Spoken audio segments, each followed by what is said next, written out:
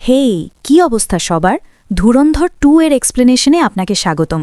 এই মুভিটা নিয়ে আলাদা করে বলার কিছু নেই, শুধু বলবো মুভি লাভার হলেই এই ভিডিওটা মোটেই ওয়েস্ট করা যাবে না। হাতের সময় নিয়ে বসে পড়ুন। পার্ট 2 এর গল্পটা শুরু হয় হামজার অতীত ইতিহাস দিয়ে।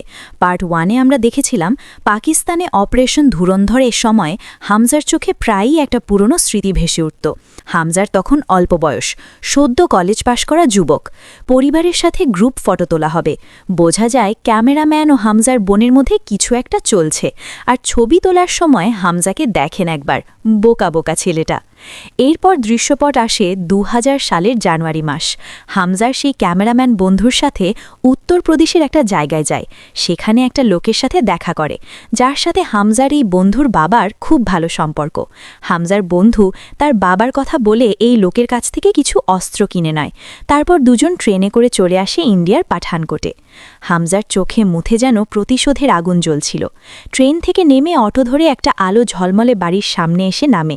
হামজার বন্ধু বলে, আরও একবার ভেবে দেখ ভাই, আমি তোকে হারাতে চাই না। আমার কত স্বপ্ন ছিল তোকে আর্মির জার্সিতে দেখব। হামজা জানায় এই জীবনে তার পরিবার সবার আগে। এখানে আমরা জানতে পারি হামজার নাম আসলে জাসকিরাত। জাসকিরাত তার বন্ধুকে বলে তার কিছু হয়ে গেলে তার বোন জাসলিনকে বিয়ে করতে। এরপর জাসকিরাত ওই বাড়িতে প্রবেশ করে। বোঝা যাচ্ছিল একদম উপরতলায় কেউ দুষ্টু কাজ করছিল। জাসকিরাত ওই রুমে প্রবেশ করে আর জানতে চায় তার বোন গোছায়। এখানে আমরা বুঝতে পারি জাসকিরাতের 2 বোনের মধ্যে এক বোনকে হয়তো তুলে আনা হয়েছে। ওই লোকটা কিছু করার আগেই জাসকিরাত তাকে শেষ করে দেয়। এরপর জাসকিরাতের উপর একের পর এক হামলা শুরু হতে থাকে। জাসকিরাত একে একে সবাইকে শেষ করে দেয়। সবার কাছে তার একটাই প্রশ্ন, আমার বোন কোথায় বল। এই সময় অস্থির একটা ফাইটিং সিন হয়, যেটা আসলে বলে বোঝানো যাবে না।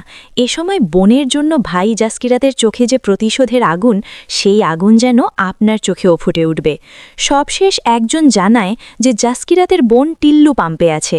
জাসকিরাত তাকে শেষ করে চলে যায় টিল্লু পাম্পে, একটা ধান ক্ষেতের মধ্যে সেচ পাম্পের ঘর। সেখানেই আছে জাসকিরাতের বোন।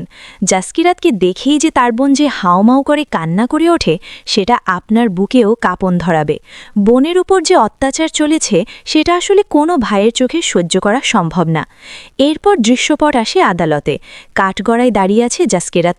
লয়ার আদালতের সামনে তুলে ধরে আসলে জাসকিরাতের পরিবারের সাথে কি হয়েছে। এক্স গ্যাংস্টার ও বর্তমান এমএলএ সুখবিন্দার ও তার লোকেরা মিলে জাসকিরাতের বাবাকে মারতে মারতে আধমরা করে ফেলে। জাসকিরাতের বাবা অর্জুন সিং ছিলেন একজন রিটায়ার্ড সুবেদার। তাকে আহত করে গাছের সাথে দড়িতে ঝুলিয়ে মারা হয়। জাসকিরাতের 2 বোন হারলিন ও জাসলিনকে 12 জন মিলে দুষ্টু কাজ করে। এরপর হারলিনকে তারা মেরে ফেলে এবং জাসলিনকে পাম্প হাউসে বন্দি করে রাখে। আর এই সময় জাসকিরাত, যার বয়স 21 বছর, রামগড় ক্যান্টনমেন্টে ট্রেনিং করছিলেন। লয়ার তার মুক্তি চায়, কিন্তু বিপক্ষের উকিল তার বিরোধিতা করে বলে সে একজন এমএলএ সহ 13 জনকে ওপারে পাঠিয়ে দিয়েছে, তাই আদালত যেন তাকে সর্বোচ্চ সাজা দেয়। কোর্টের বাইরে জাসকিরাতের লয়ার তাকে জানায় হয়তো তার ফাঁসির হুকুম হতে পারে। জাসকিরাত তার মা এবং বোনের কাছে বিদায় নেয়, বোনকে তার বন্ধুর হাতে তুলে দেয়। এরপর দৃশ্যপট আসে 2002 সালে। সাজা হওয়ার পর পুলিশ প্রোটেকশনে জাসকিরাতকে নিয়ে যাওয়া হচ্ছিল। তখন হঠাৎই তাদের উপর হামলা হয়। একদল মুখোশধারী জাসকিরাতকে তুলে নিয়ে যায়। তারপর তাকে নিয়ে আসা হয় আই চিফ অজয় সানালের সামনে। জাসকিরাত তাকে ঠিকই চিনতে পারে। এবার অজয় জাসকিরাতকে অফার করে, আমি তোমাকে ফাঁসির হুকুম থেকে বাঁচাতে পারি, তোমার পরিবারকে নিরাপত্তা দিতে পারি, যদি তুমি আমাদের হয়ে দেশের জন্য কাজ করো। জাসকিরাত বলে, আমার দাদা একজন ফৌজি ছিলেন, বাবা ফৌজি ছিলেন, আমিও ফৌজিতে ট্রেনিং নিছিলাম। দেশভক্তি আমাদের রক্তে মিশেছিল, কিন্তু দেশ আমাদের কি দিল? এখন আমার ভেতরে আর দেশভক্তি নেই। এবার অজয় বলে, আমরা পুরুষ জাসকিরাত, জন্ম থেকে মৃত্যু, আমাদের কাজই লড়াই করা। স্বপ্ন পূরণের জন্য, হক আদায়ের জন্য, পরিবারের জন্য লড়াই করতে হয়। আর এর জন্য আমরা কোনো বাহবা অথবা মেডেল পাই না। জাসকিরাতকে আরও বলা হয়, একদিন তো আমরা সবাই মরে যাব, কিন্তু এটা কি ভালো না যে মরার আগে সমাজের কিটগুলো মেরে মরলাম? জাসকিরাত অনেকটা রাজি হয়ে যায়। এরপর দৃশ্যপট 2004 সালে। জাসকিরাতের সামনে তার বোনকে ফোন করে জানতে চাওয়া হয় সে এই মাসে সরকারি অনুদানের 30,000 টাকা পেয়েছে কিনা। আসলে জাসকিরাতকে যে পুলিশ প্রোটেকশন অবস্থায় কিডন্যাপ করা হয়েছিল, তারপর থেকে সে নিখোঁজ। তাই ক্ষতিপূরণ হিসেবে জাসকিরাতের পরিবার প্রতি মাসে 30,000 করে টাকা পায়। এবং এভাবে তারা ৩৬ বছর যাবৎ পেতে থাকবে। এবার অজয় তাকে মিশনের জন্য রওনা দিতে বলে। জাসকিরাতকে তার পাসপোর্ট দেওয়া হয়, যেখানে তার নাম হামজা আলী। হামজা নামের অর্থ সিংহ, যে কিনা পুরো জঙ্গলে রাজ করে। হামজা তার মিশনে বেরিয়ে পড়ে। প্রথমে চলে যায় আফগানিস্তান। সেখানে গিয়ে একটা হোটেলে ওঠে এবং লম্বা সময় নিয়ে সেখানে থাকে। পরিবারকে মনে পড়ে, কাছে থাকা সেই শেষ ছবিটি জ্বালিয়ে দেয়। এরপর তার চেহারায় পুরোপুরি পাকিস্তানি যাযাবরের লুক আসার পর সে পাকিস্তানে প্রবেশ করে, যে দৃশ্য আমরা ধুরন্ধর পার্ট 1-এ দেখেছিলাম। এবার দৃশ্যপট বর্তমানে আসে। রেহমান ডাকাতকে মারার পর আলমের কাছে তার জীবনের গল্প বলছিল হামজা। হামজা বলে, এখানে আসার পর সবসময় ভাবতাম মিশন শেষ করে পরিবারের কাছে ফিরে যাব, কিন্তু আজ রেহমানকে মারার পর সেই ইচ্ছা শেষ হয়ে গেছে। এখন মনে একটাই ইচ্ছা, দেশকে রক্ষার জন্য বাকি জীবন এই নেকড়েগুলোর সাথে লড়াই করে যাব। হামজা এবার আলমের জীবনের গল্প জানতে চায়। আলম বলে, আজ নয়, অন্য একদিন বলবো, যেদিন আমার মনে হবে এখন বলার সময় এসেছে। ইন্ডিয়ার একটা দৃশ্যে অজয় সানালের কাছে একটা চিঠি আসে, যেখানে মৃত রেহমান ডাকাতের ছবি পাঠানো হয়েছে। এদিকে রেহমান ডাকাতের মৃত্যুতে পরিবারের শোকের ছায়া নেমে এসেছে। তাকে শেষ বিদায় জানানোর জন্য প্রস্তুতি নেওয়া হচ্ছিল। অন্যদিকে রেহমান ডাকাতের সৎ ভাই আরশাদ পাপ্পু প্রস্তুতি নিচ্ছিল আগামীতে লিয়াহারি এলাকায় রাজ করার জন্য। অন্যদিকে দেখা যায় অফিসার আসলাম ও ইকবালকে। ইকবাল জানতে চায় সে রেহমান ডাকাতকে কেন মারল। আসলাম বলে, রেহমান বড় সাহেবের ভাইয়ের জমি দখল করেছিল। বড় সাহেব তাকে বোঝানোর জন্য ফোন করেছিলেন, কিন্তু সে উল্টো তাকে গালি দেয়। এরপর সে জারওয়ারি সাহেবের ভাইকে অপহরণ করে সেই জমিতেই মেরে ফেলে। তাই তার নির্দেশেই আমাকে রেহমান ডাকাতকে মারতে হয়েছে। ব্যক্তিগত কোনো শত্রুতা ছিল না। এ সময় দেখা যায় ইকবালের লোকেরা নিচে একটা পরিবারের উপর অত্যাচার চালাচ্ছে এবং ইকবালের ইশারায় ওই পরিবারের উপর আগুন ধরিয়ে দেওয়া হয়। বোঝা যায় দৃশ্যটা দেখে আসলামের খুব খারাপ লাগলেও তখন সে কিছু করতে পারছিল না। ইকবাল আসলামকে সতর্ক করে দিয়ে বলে, রেহমানের ব্যাপারটা নিয়ে এবারের মতো তাকে ছেড়ে দিল, কিন্তু সামনে যেন আর এমন না হয়। ওদিকে দেখা যায় ৫-৭ জন মিলে জোর করে উজাইরকে ধরে নিয়ে আসে। মূলত উজাইর চাইতে ছিল রেহমানকে যে মেরেছে তাকে শেষ করে দিবে। হামজা তাকে এক ধমক দিয়ে বলে, আমার কথা শোনাগে। ভাইয়ের মৃত্যুর পর তোর মনে হচ্ছে আমরা বালচরা শেষ হয়ে গেছি, তাই না? কিন্তু আমরা এমনটা কখনোই হতে দেব না। আর শুধু তুই না, এই পুরো লিয়াহারি শহর আমাদের সিংহ ভাইয়ের খুনের গর্দান দেখতে যাচ্ছে, আর সবাই তোর দিকে তাকিয়ে আছে। সবাইকে দেখিয়ে দে তুই কে। উজাইর বলে, ওই আসলামের মাথা চাই আমার। হামজা তাকে বোঝায়, ওকে তুই ছুঁতেও পারবি না, ওর সাথে সরকারি ফোর্স আছে। ভাইকে তো শুধু আসলাম মারেনি, আসলামকে খবর দেওয়া হয়েছে। হামজা এবার রেজওয়ানকে ডাকে। রেজওয়ান বলে, আমি আরশাদ পাপ্পুকে ফোনে কথা বলতে শুনছিলাম। রেহমান ভাই কখন কোথায় থাকবে বলতেছিল। ওই আসলামকে সব খবর দিছে। লিয়াহারি শহরের বাদশা হতে চায় ও। তখন হামজা বলে, তাহলে এবার ভাবো আগে কাকে শেষ করতে হবে। এসপি তো শুধু একটা হাত, ওই হাতে ছুরি ধরিয়েছে আরশাদ পাপ্পু। তাই এখন তোমার আসল লক্ষ্য হওয়া উচিত পাপ্পুকে মারা এবং নিজের ভাইয়ের জায়গা বসা। এবার হামজা উজাইরের পিছনে দাঁড়ায়। উজাইর বুঝতে পারে তাকে আগামীর বাদশা হতে হবে, আর তার পিছে আছে হামজা। এরপর শুরু হয় যুদ্ধ। উজাইরের গ্রুপ আরশাদ পাপ্পুর ডেরায় হামলা করে। একে একে সবাইকে মেরে খোঁজা হয় আরশাদ পাপ্পুকে। এখানে আসলামকে দেখা যায় ছায়া হয়ে হামজার গ্রুপকে শেল্টার দিচ্ছে। মন্ত্রী জামিল আরশাদ পাপ্পুকে ফোন করে তার লোকেশন জানার চেষ্টা করে, কিন্তু আরশাদ তাকে বিশ্বাস না করে ফোন কেটে দেয়। হামজারা আরশাদ পাপ্পুকে কোথাও খুঁজে পাচ্ছিল না। একজন বলে, এই লিহারিতেই কোথাও লুকিয়ে আছে ও। হামজা বলে, তাহলে লিহারি জ্বালিয়ে দাও।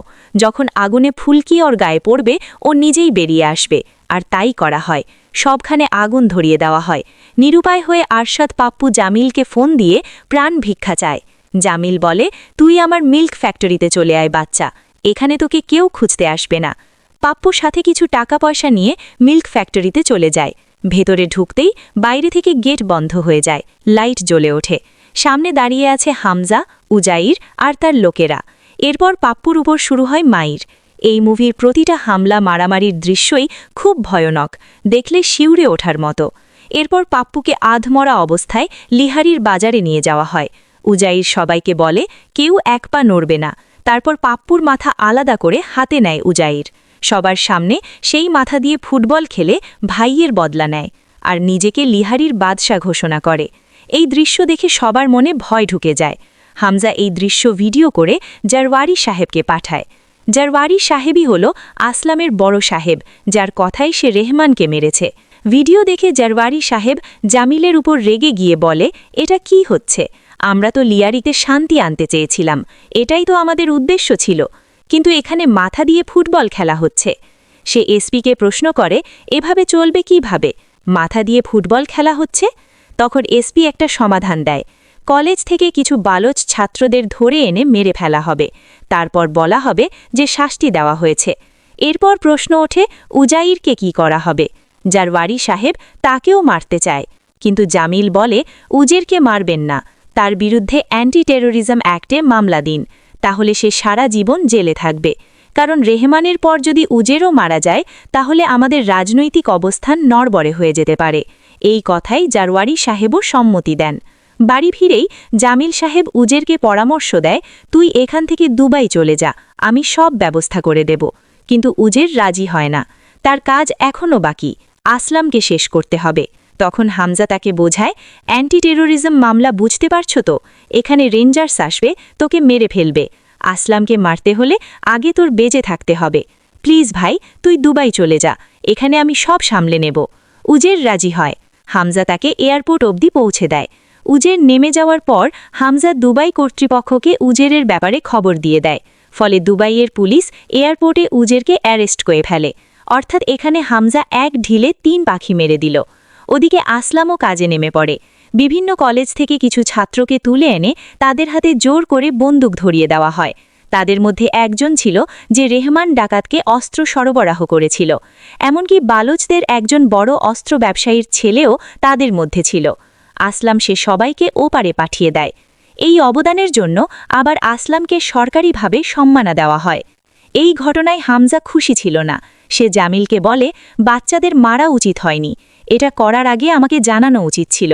জামিল বলে, জানালে তুই কি করতি? এসপি মন্ত্রীদের সাথে পাঙ্গা নিতি? ওরা পুরো পাকিস্তান চালায়। হামজা বলে, পাকিস্তান সে চালায় যার হাতে করাচির লাগাম থাকে, আর করাচি সে চালায় যে লিহারির সিংহাসনে বসে। এবার হামজা রাজনৈতিক আলাপে আসে। সে বলে, এখন আমাদের পিএপির দরকার নেই, আমাদের মুসলিম আওয়াম পার্টিতে যোগ দেওয়া উচিত, নওয়াজ শফিকের দলে যাওয়া উচিত। কিন্তু এই কথায় জামিল কিছুটা ভয় পেয়ে যায়। সে কিভাবে পিএপি ছেড়ে অন্য দলে যাবে? হামজা তাকে আশ্বস্ত করে, আপনি শুধু কাগজপত্র প্রস্তুত করুন, বাকি সব আমি সামলে নেব। এরপর এমএম পার্টিতে আরেকজন যোগ দেয়, সেই ব্যক্তি যে নকল টাকা তৈরি করে পুরো ভারতে ছড়িয়ে দিয়েছিল। হামজা তার সাথেও দেখা করে। আবার সেই অস্ত্র প্রস্তুতকারীদের কাছেও যায়, অস্ত্রের অর্ডার দেয় এবং তাদের সন্তানের মৃত্যুর জন্য সমবেদনা জানায়। সে প্রতিশ্রুতি দেয়, যখনই আমার দরকার হবে আমি সবসময় আপনার পাশে থাকব। সে হামজার উপর খুশি হয়ে বলে, উত্তরসূরি হিসেবে বালোচ তো উজের, কিন্তু মনের দিক থেকে তুমিই আসল বালোচ। এই সময় দেখা যায় হামজার স্ত্রী গর্ভবতী, সে বাবা হতে যাচ্ছে। হামজা তাকে প্রাসাদের মতো একটা বাড়ি গিফট করে। ওদিকে হামজার শ্বশুরমশাই নিজের মধ্যে কোনো গুণ না থাকলেও হামজার বুদ্ধিতে তার রাজনৈতিক উন্নতি হতে থাকে, যেটা নিয়ে সে ভীষণ খুশি। এর মধ্যে হামজার সন্তান জন্ম নেয়। হামজা সবার সামনে নিজেকে করাচির বাদশা ঘোষণা করে এবং হামজা যে রাজনৈতিক পার্টিতে যোগ দেয় সেখানেও তাকে পরিচয় করিয়ে দেওয়া হয়। এরপর সময় এগিয়ে যায় ২০১৪ সালে। তখন আমরা দেখি নরেন্দ্র মোদী শপথ নিচ্ছেন। মেজর ইকবালের বাড়িতে এই খবর চলছিল। সেখানে তার বাবা ব্রিগেডিয়ার জাহাঙ্গীর তাকে গালমন্দ করে বলে, তুই আর কিছুই করতে পারবি না, তুই না চাইলেও সে প্রধানমন্ত্রী হয়ে গেল। এখন দেখ আমাদের দেশের কি হয়। জাহাঙ্গীর নিজেকে বীর পুরুষ দাবি করে বলে, ১৯৭১ সালে আমি যখন ব্রিগেডিয়ার ছিলাম তখন হাজার হাজার বাংলাদেশি মেয়ের সাথে দুষ্টু কাজ করেছে। ওদের যে বাচ্চা হয়েছিল তার মধ্যে থেকে যদি একটা নিয়ে এসে বড় করতাম, আজ তোর চেয়ে ভালো হতো। ঠিক তখনই মেজর ইকবালের কাছে বড় সাহেবের ফোন আসে। হামজা কোথায় জানতে চায়। ইকবাল বলে, হয়তো বেলুচিস্তান গেছে। দেখা যায় হামজা বেলুচিস্তানে সেই জায়গায় যায় যেখানে রেহমান ডাকাতও একসময় গিয়েছিল, আর সেই বিখ্যাত গানটা হয়েছিল। এবার হামজাকে ঠিক একইভাবে স্বাগত জানানো হয় এবং তাকে একটা বন্দুক দেওয়া হয় যেখানে লেখা শের ই বালোচ। সেখান থেকে ফিরে হামজা ইকবালের সাথে দেখা করে। ইকবাল বলে, চল বড় সাহেবের সাথে দেখা করে আসি। হামজা বলে, আপনার চেয়ে আবার বড় সাহেবকে? ইকবাল হাসতে হাসতে হামজাকে নিয়ে বেরিয়ে পড়ে। এরপর তারা চলে যায় একটা রাজপ্রাসাদে, যেটাকে রাজপ্রাসাদ বললেও ভুল হবে। অনেক সিকিউরিটি আর নিয়মকানুন পার করে হামজা একটা রুমে ঢোকানো হয়। সেখানে ঢুকেই হামজা যাকে দেখতে পায় তাকে দেখতে হামজার চোখ কপালে উঠে যায়। দেয়ালে টানানো দাউদ ইব্রাহিমের ছবি। দাউদ ইব্রাহিম সম্পর্কে যারা জানেন তারা ব্যাপারটা বুঝতে পারবেন। যাই হোক, বেডে শুয়ে আছে বুড়ো দাউদ ইব্রাহিম। তিনি হামজাকে বলেন, এত কিছু করেও ওই চাওয়ালাকে থামাতে পারলে না। এবার দেখো ওই চাওয়ালা পাকিস্তানের কী হাল করে। অর্থাৎ নরেন্দ্র মোদীকে বোঝানো হয়েছে। এবার দাউদ নতুন পরিকল্পনা বুঝিয়ে দেন কিভাবে সবকিছু করা হবে, কিভাবে ভারতকে হাঁটুতে নামানো হবে। এমনকি তিনি নির্দেশ দেন 11,000 কোটি টাকা ইউপিতে পৌঁছে দাও। দাউদ ইব্রাহিম আরও বলে, আমরা আবার পাঞ্জাবের আগুনে বাতাস দিতে চাই। তখন প্রশ্ন ওঠে, পাঞ্জাবকে উস্কে দিয়ে কি লাভ হবে?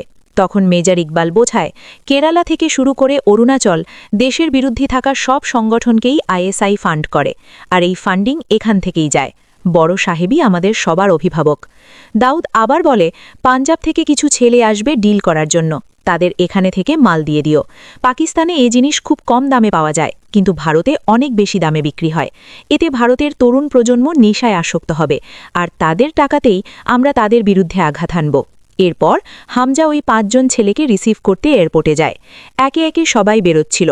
সব শেষ বেরোয় পিন্দা নামের একজন, যাকে দেখে হামজা একদম চমকে যায়। হামজার সেই পুরনো বন্ধু। তাকে দেখে হামজার চোখে পুরনো স্মৃতি ভেসে ওঠে। মায়ের কথা, কোর্টরুমের বাইরে দাঁড়িয়ে থাকা, আর বন্ধুকে বলা, আমার বোনের খেয়াল রাখিস। হামজা পিন্দার সাথে দেখা করলেও পিন্দা হামজাকে চিনতে পারে না। হামজা সবাইকে নিয়ে ইকবালের সাথে দেখা করে। এখানে দেখা যায় সেই জাহির মিস্ত্রিকে। ধুরন্ধর পার্ট 1-এর শুরুতেই একটা বিমান হাইজ্যাক করা হয়েছিল এবং সেখানে এই জাহির লিড দিয়েছিল। এখানে একটা মিটিং হয়। পিন্দার সামনে বেশ কয়েক রকমের নেশাদ্রব্য রাখা হয়। সে সবগুলো টেস্ট করে বিপুল পরিমাণে কিনতে চায়। হামজা প্রশ্ন করে, কিন্তু এত মাল নিয়ে ভারতে কিভাবে যাবে? পিন্দা বলে, এটা আমাদের অনেক পুরনো ব্যবসা, সব জায়গায় আমাদের সেটিং আছে। ভারত বাংলাদেশ বর্ডারে পুরনো অনেক টানেল আছে, যেগুলো ব্যবহার করে এইসব পাচার করা হবে। এবার এইসব মালের দাম ধরা হয় 12 কোটি টাকা। তিনি আরও বলেন, এই মাল ইন্ডিয়া নিয়ে কম করে হলেও 150 কোটি বিক্রি হবে। এই সব হামজা শুধু চুপচাপ পর্যবেক্ষণ করছিল। ডিল পাকা হয়ে যায়। এবার পিন্দা বলে, পাকিস্তান আসলাম, একটু আনন্দ ফুর্তি ব্যবস্থা করবেন না? ইকবাল হামজাকে দায়িত্ব দেয় পিন্দাকে চিল করানোর জন্য।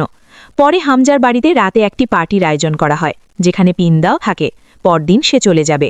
হামজার স্ত্রী তাকে সতর্ক করে বলে, বাড়িতে বাচ্চা আছে, সবকিছু সাবধানে করো।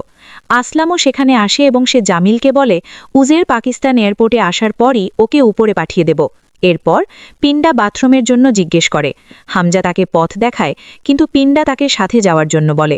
ওয়াশরুমে গিয়ে দুজন দুদিকে হয়ে কথা বলছিল। পিন্ডা জিজ্ঞেস করে, এখানে কতদিন যাবত আছো পাজি? হামজা বলে, 1.5-2 বছর। তখন পিন্ডা বলে, তোমার কি বাড়ির কথা মনে পড়ে মা? এত তাড়াতাড়ি কিভাবে মা আর বোনকে ভুলে গেলে? এই কথা শুনে জাসকৃতের ভেতরটা যেন কেঁপে ওঠে। পুরনো সব স্মৃতি ফিরে আসে। আসলে পিন্ডা আগেই বুঝে গিয়েছিল যে সেই জাসকৃত। হামজা তাকে বলে, তুই এসব কেন করছিস? নিজের দেশে এসব নিয়ে যাস নে ভাই, আমাদের ভবিষ্যৎ প্রজন্ম ধ্বংস হয়ে যাবে। তখন পিন্ডা বলে, কোন দেশ? যে দেশ কোনোদিনই আমাদের ছিল না। আমি আমার লক্ষ্য যে কোনো মূল্যে পূরণ করব। হামজা তাকে অনেক বোঝানোর চেষ্টা করে, কিন্তু পিন্ডা কিছুই শুনতে চায় না। বরং পিন্দার কাছে মনে হতে থাকে যেন হামজার ওপর কোনো অদ্ভুত প্রভাব পড়েছে। হামজা তাকে বলে, তোর এখন পরিবার আছে ভাই, ওদের কথা ভেবে এসব ছেড়ে দে। পিন্ডা বলে, হ্যাঁ আছে, তোর বোনের 2টো সন্তান আছে, তোর মাও ভালো আছে, আর তুই এখানে এসব করছিস? ওরা তো কিছুই জানে না, তুই ভারতীয় এজেন্ট। সে জোরে জোরে চিৎকার করতে থাকে। দুজনের মধ্যে হাতাহাতি শুরু হয়ে যায়। হামজা বারবার তাকে চুপ করাতে চায়, কিন্তু পারে না। পিন্ডা যেন নিয়ন্ত্রণের বাইরে চলে যায় এবং একের পর এক হামজাকে মারতে চায়। এভাবে হঠাৎ সে নিজেই নিচে পড়ে যায় এবং বাথটাবে পড়ে মাথা ফেটে যায়, আর ঘটনাস্থলেই মারা যায়। হামজা এবার কি করবে বুঝতে পারে না। সে যে ভারতীয় এজেন্ট, সবাই তো বুঝে যাবে। হামজা বাইরে যায়। সবাই তখন চিল করছিল। হামজার বউ কাজ করছিল। হঠাৎ হামজার ছেলে চিৎকার করে ওঠে। সবাই দৌড়ে চলে যায়। থাকি শুধু হামজা।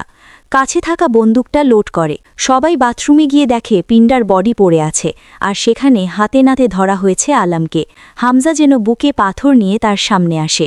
সবাই আলমকে বলছে ভারতীয় এজেন্ট, এবং জানতে চাওয়া হচ্ছে তার সাথে আর কে কে আছে। হামজা সরাসরি আলমকে মেরে দেয়। সবাই তো অবাক। হামজা চিৎকার দিয়ে বলে, আমার ঘরে ভারতীয় এজেন্ট ঢোকার সাহস পায় কিভাবে? তার লোকদের বলে বডি পুড়িয়ে দিতে। আসলাম তাকে বলে জোকটা বেশ মজার ছিল। হামজা বাইরে চলে যায় সেই চায়ের দোকানে, যেখানে দুজন চা খেত। 2 কাপ চা অর্ডার দেয়। ফ্ল্যাশব্যাকে দেখা যায় পিংডা মারা যাওয়ার পর হামজা যখন বুঝতে পারছিল না কি করবে, অনেকক্ষণ ধরে হামজা বাইরে না আসায় আলাম বিষয়টা খেয়াল করে বাথরুমে যায়। ভেতরে গিয়ে দেখে ওই অবস্থা। তখন আলাম সব পরিস্থিতি নিজের কাঁধে নিয়ে নেয় আর হামজাকে বলে, আমার সময় শেষ, তুই পালিয়ে যা। হামজা মানতে চায় না। আলাম বলে, দেখ ভাই, আমি সামান্য একজন পকেট মারছিলাম। দেশের জন্য শহীদ হওয়া আমার জন্য গর্বের। কেউ না মনে রাখুক, তুই আমাকে মনে রাখিস। দৃশ্য বর্তমানে আসে। হামজা 1 কাপ চা সামনে এগিয়ে দেয়। এদিকে আসলাম এক অফিসারকে বলে, শুরুতে হামজা এই আলমের দোকানেই কাজ করত, তাই না? এরপর আলমই হামজাকে রেহমানের সাথে পরিচয় করিয়ে দেয়। কিছু একটা ঝামেলা আছে মনে হচ্ছে। অফিসার বলে, প্রথম দিন থেকেই হামজার ওপর তারও সন্দেহ ছিল। আসলাম বলে, মনে সন্দেহ থাকলে শরীর মন কোনোটাই ভালো থাকে না। তাদের এইসব কথা হামজার বউ শুনে ফেলে। এসপি তখন বলে, আলাম আগে তার দোকানে কাজ করত, পরে রেহমানের সাথে যুক্ত হয়। ধীরে ধীরে এত দূর এসেছে। যদি আলাম তাদের সাথে যুক্ত থাকে তাহলে হামজাও কোনো না কোনোভাবে জড়িত। প্রথম দিন থেকেই আমার ওর ওপর সন্দেহ। সে নির্দেশ দেয়, ওর ওপর নজর রাখো, কারণ এখন সে এত উপরে উঠে গেছে যে তার বাড়িতে তল্লাশি চালানো সহজ নয়, কোনো ওয়ারেন্টও নেই। অন্যদিকে এলিনা এসব কথা শোনার পর সে নিজের বাড়িতে খোঁজাখুঁজি শুরু করে এবং হামজার সব গোপন তথ্য বের করতে থাকে। একসময় সে একটি ডায়েরি পায়। নিচে নামার সময় একটি কাঁচের শিশি ভেঙে যায় আর তার রং ডায়েরির পাতায় ছড়িয়ে পড়ে। ধীরে ধীরে কিছু নাম প্রকাশ পেতে শুরু করে। এই ডায়েরির পাতা এমন যে খালি চোখে কিছু দেখা যায় না। একটা মেডিস দিলে তখন লেখা ভেসে ওঠে। এলিনা বুঝে যায় তার স্বামী আসলে একজন ভারতীয় এজেন্ট। এর মধ্যে হামজা বাড়িতে আসে। এলিনা তাকে নিশানা করেছিল। সে হামজাকে বলে, তুমি একজন ভারতীয় এজেন্ট, তাই না? আমার দেশের জন্য তুমি হুমকি। এতদিন তুমি আমার সাথে অভিনয় করেছ। হামজা তখন শান্তভাবে বলে, আমি তোমাদের দেশে সাধারণ মানুষের বিরুদ্ধে নই। ভারত কখনোই সাধারণ পাকিস্তানিদের বিরুদ্ধে না। আমরা তাদের বিরুদ্ধে যারা সন্ত্রাস ছড়ায়, কারণ তারা ভারত আর পাকিস্তান 2 দেশেই নিরীহ মানুষকে মারে। সে একে একে কিছু নাম উল্লেখ করে বলে, এই লোকগুলো 2 দেশেই আতঙ্ক ছড়িয়েছে, আর আমি কাউকেই ছেড়ে দেব না। এরপর সে বলে, এলিনা, যদি আমার ওপর তোমার বিশ্বাস থাকে তাহলে ঠিক আছে, না হলে তুমি বাইরে গিয়ে সবাইকে বলে দিতে পারো আমি কে। তখন এলিনা বলে, আমার সন্তানের যেন কিছু না হয়। সাথে সে আরও জানায়, এসপি আসলাম ইতিমধ্যেই তোমার ওপর সন্দেহ করছে। সে তোমাকে ছেড়ে দেবে না। হামজা সরাসরি প্রথমে সেই ব্যক্তির কাছে যায় যে অস্ত্র তৈরি করত। সে তাকে বলে, প্রথমে রেহমান ভাই, তারপর আপনার নাতি, এবার উজাইরকে মারতে চাচ্ছে। এসপি আসলামই এইসব করছে। কেয়ামত পর্যন্ত এই সিরিয়াল থামবে না। এবার আপনার প্রতিশোধ নেওয়া উচিত। আমি আপনাকে পুরো সুযোগ করে দেব। এদিকে আসলাম অফিসারের সাথে আলোচনা করছিল উজাইর কখন কিভাবে আসবে। তখন একজন অফিসার এসে জানায়, আমরা খবর পেয়েছি হামজা শিরানির সাথে দেখা করতে গেছে। দুজন মিলে পুরো চেষ্টা করবে উজাইরকে বাঁচানোর। আসলাম বলে, এটাই সুযোগ। এবার উজাইরের সাথে হামজাকেও শেষ করে দেব। ওদিকে হামজা শিরানিকে বলে, আসলাম কখন কোথায় থাকবে আমি আপনাকে জানাবো। ওকে কিভাবে মারবেন সেটা আপনার দায়িত্ব। তখন শিরানি তার পাশে থাকা একটা ছেলের দিকে তাকায়। এরপর দেখা যায় সেই ছেলেটা আসলামের অফিসের বাইরে বসে আছে। হামজা আসলামকে ফোন করে বলে, উজাইর যে পথ দিয়ে আসবে সেই পথে একটা ছেলেকে অস্ত্র হাতে দাঁড়িয়ে থাকতে দেখেছি। আপনি উজাইরকে নিয়ে এয়ারপোর্টের পিছনের রাস্তা দিয়ে আসবেন। আসলাম তার সামনে থাকা অফিসার ওমারকে বলে, এক জীবনে আমি বহুত সম্মান কামাইছি। এবার তোকে একটা সুযোগ দেই। এই মিশনে তুই যা, উজাইরকে শেষ করে দে। কারণ আসলাম বুঝে গিয়েছিল হামজা তার জন্য ফাঁদ পেতেছে। সে জানত যদি ওই পথে যায় তাহলে সে বাঁচবে না। আসলামের অফিস থেকে 2টা টিম বের হয়ে 2 দিকে যায়। তখন বাইরে থাকা সেই ছেলেটা হামজাকে ফোন দিয়ে বলে, আসলামের টিম আপনার বাসার দিকে যাচ্ছে, আর ওমারের টিম উজাইরকে আনতে যাচ্ছে। তাদের এই ফোন কল আবার এক পুলিশ ট্র্যাক করে। ওই ছেলেটা আসলামের গাড়িকে ফলো করতে থাকে। আসলাম ভেবেছিল সে উজাইরকে আনতে গেলে সেখানে হয়তো গোলাগুলিতে তাকে মারা হবে, কিন্তু হামজার পরিকল্পনা ভিন্ন ছিল। হামজার এসপিকে ফোন করে বলে, আমার প্রতি এত ঘৃণা কেন? এসপি জবাব দেয়, সেটা শীঘ্রই জানতে পারবি। বাড়িতেই থাক, আমি আসছি। হামজা বলে, সেই সুযোগ আর আপনি পাবেন না। হামজা তার শ্বশুরমশাইকে বলে রাস্তার দিকে তাকিয়ে থাকেন। এই কথার মাঝেই একটি গাড়ি এসে আসলামের গাড়িতে ধাক্কা মারে, সাথে সাথেই বুম, এসপি আসলাম সেখানেই মারা যায়। তার অধ্যায় শেষ। অন্যদিকে উজাইরকে পাকিস্তানের জেলে আনা হয়। আদালত তাকে 12 বছরের সাজা দেয়। সেখানে হামজা তার সাথে দেখা করে বলে, তুই জেলেই থাক, কোনো সমস্যা হবে না, টিভি, এসি, সোফা সব ব্যবস্থা আমি করে দেব। এরপর ওই জেলারকে এক ব্যাগ টাকা দিয়ে বলে, আমার ভাইয়ের যেন কোনো কষ্ট না হয়, টাকা নিয়মিত পৌঁছে যাবে। এরপর হামজাকে দেখা যায় দুবাই এয়ারপোর্টে। সেখানে টিভি নিউজে বলা হচ্ছিল পাকিস্তানের অধিকৃত কাশ্মীরে ভারতের করা একটি সার্জিক্যাল স্ট্রাইক হয়েছে, যে খবর দেখে হামজা মনে মনে খুশি হয়। এরপর আমরা দেখি অজয় সান্যাল গোপনে হামজার সাথে দেখা করে। সেখানে হামজা তাকে সব তথ্য দেয়। অজয় বলে 11,000 কোটি টাকার জাল নোট নেপালের মাধ্যমে ইন্ডিয়াতে ঢুকে গেছে। তখন হামজা বলে আরও 7,000 কোটি ঢুকতে যাচ্ছে, এটা দাউদ ইব্রাহিমের নেটওয়ার্ক, আর ইউপি নির্বাচনে এটা ব্যবহার হবে। অজয় তখন বলে, হামজা এখন তো তুমি ফ্রি হ্যান্ড, এক এক করে সবাইকে শেষ করো। যার জন্য হামজা এতদিন অপেক্ষা করছিল, এক এক করে সবাইকে শেষ করার সুযোগ এসে গেছে। এদিকে এত জাল টাকা আটকানো সম্ভব নয়, এরই মধ্যে সেগুলো ছাপানো হয়ে গেছে। তখন অজয় সান্যাল বলে, অনেক বছর আগে কেউ একজন আমাকে বলেছিল, তোমাদের পাশেই আমরা থাকে, যত পারো শক্তি কামাও, পারলে একটা চুল ছিঁড়ে দেখাও। এখন অপারেশন ফ্রি লাইফ শুরু করার সময় এসে গেছে। এরপর দেখানো হয় নরেন্দ্র মোদীর সেই ঐতিহাসিক ভাষণ, যেখানে তিনি ঘোষণা দেন আজ রাত 12টার পর থেকে 500 ও 1000 টাকার নোট বাতিল করা হয়েছে। এগুলো এখন শুধু কাগজের টুকরো, ব্যাংকে জমা দিয়ে নতুন নোট নিতে হবে।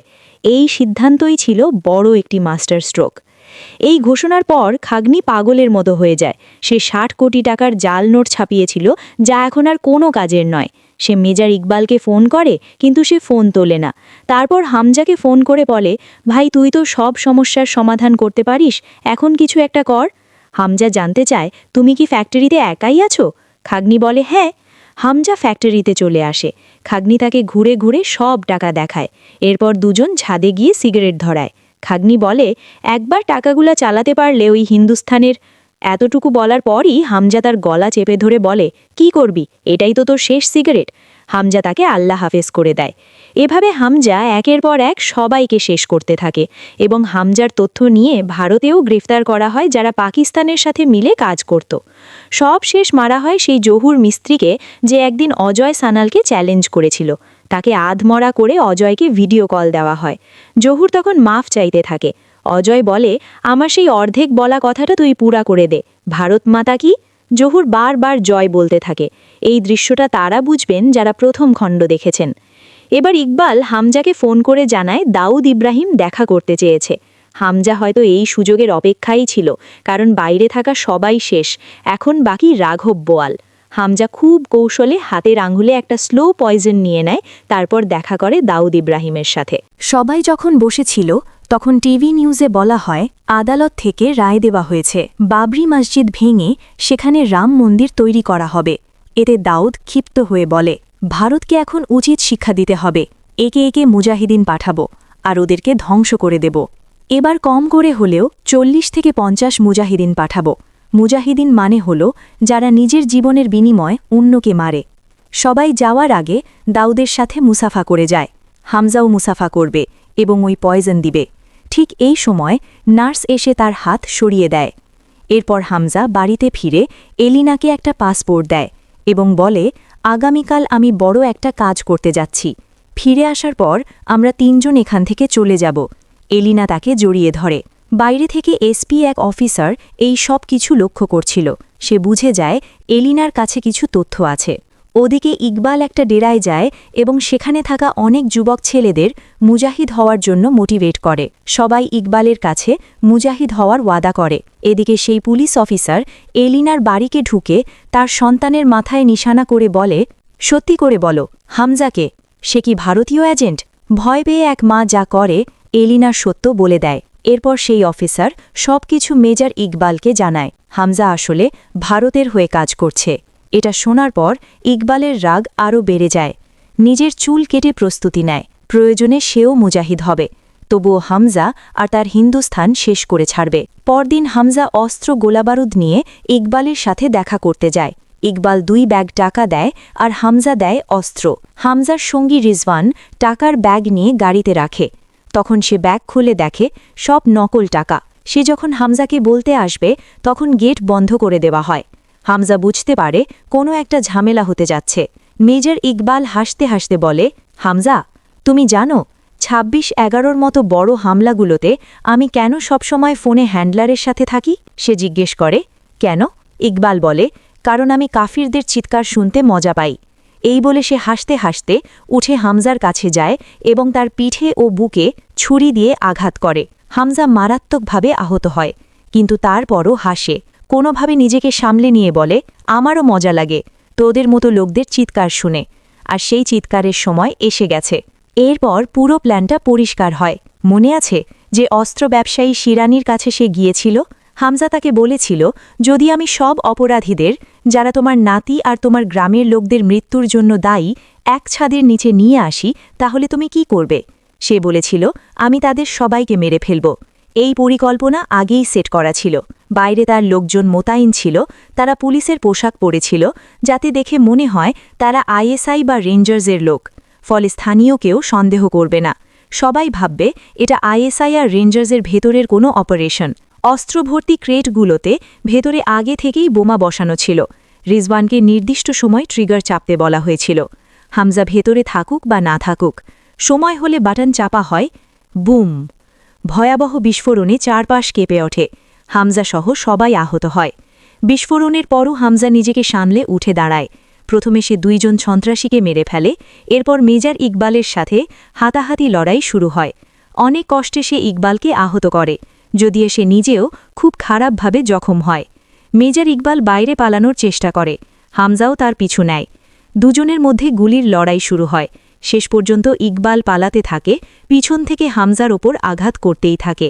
কিন্তু শেষ পর্যন্ত হামজাই জিতে যায়। সে মেজর ইকবালকে মেরে ফেলে। তারপর তাকে একটা পেট্রোল ট্যাঙ্কে ফেলে পুরো ট্যাঙ্কটাই উড়িয়ে দেয়। শেষবারের মতো হামজা এলিনাকে ফোন করে বলে, একবার আমার নামটা ভালোবেসে ডাকো। এলিনা বলে, হামজা। তখন সে বলে, আমার আসল নাম জাসকৃত সিং রাঙ্গি। এলিনা হালকা হাসে। এরপর হামজা নিজেই পুলিশের কাছে আত্মসমর্পণ করে। পুলিশ তাকে ভয়ঙ্করভাবে নির্যাতন করে।